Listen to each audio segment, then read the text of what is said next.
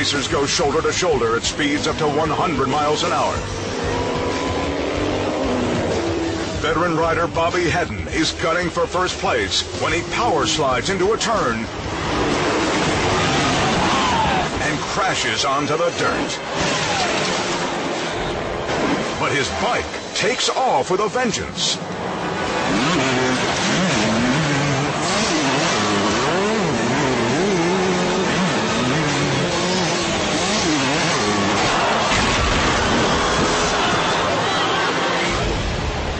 The Wipeout jams the throttle,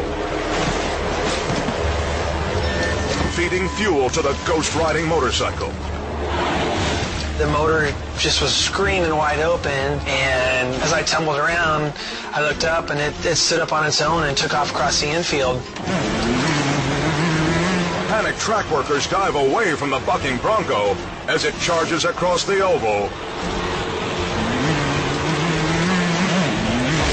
and leaps over the barricade into the petrified crowd. First thing I was thinking, man, it could really take somebody out and be pretty ugly. With the throttle stuck wide open, it's like a buzzsaw.